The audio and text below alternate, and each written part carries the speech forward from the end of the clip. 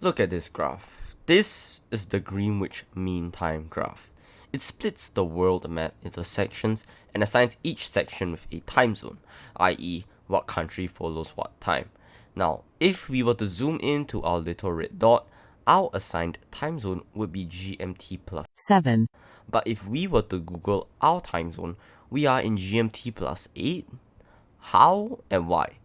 Well, this video will be explaining the time in Singapore and its brief history behind it. Prior to the 1st of June 1905, we followed this very specific offset from the GMT due to some mathematical mumbo-jumbo that I am a bit too incompetent to explain properly, so read it yourself if you really want to know. But after the 1st of June 1905, the British decided to understandably round it off to a clean GMT plus 7.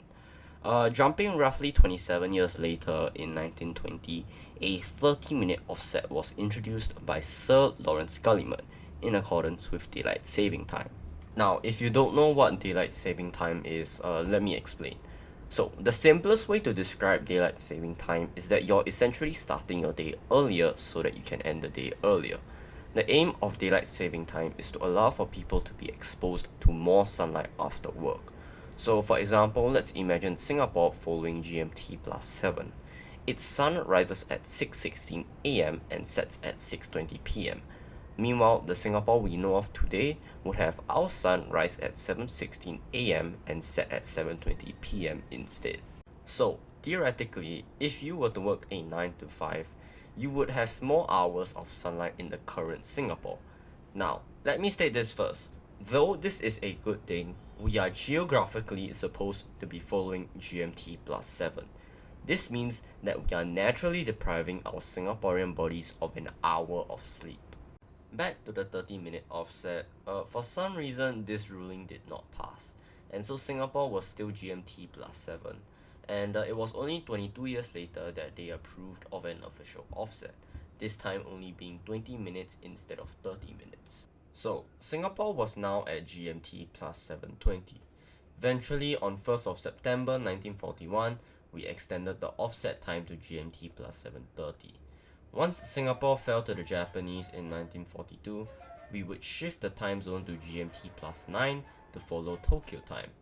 Once our colonizers returned, so did their time zone. So, Singapore was back to GMT plus 7:30. Now, this is where things get sorta interesting. 1982. Let's bring our attention to Malaysia. Since Malaysia is a pretty big country, it falls into two separate time zones, GMT plus 7:30 for Peninsular Malaysia and GMT plus 8 for Western Malaysia. The fact that Malaysia was using two separate time zones was obviously not ideal for the country in terms of business and travel. The government ideally should merge the time zones to avoid further hassle, which is exactly what they did. Now they had to choose what time zone to follow, GMT plus 7:30 or GMT plus 8. They chose GMT plus 8 as not having that half an hour difference made things much smoother and confused lesser people. And since Singapore had close ties to Malaysia, the former decided to follow suit. This was what the government had to say regarding the time shift.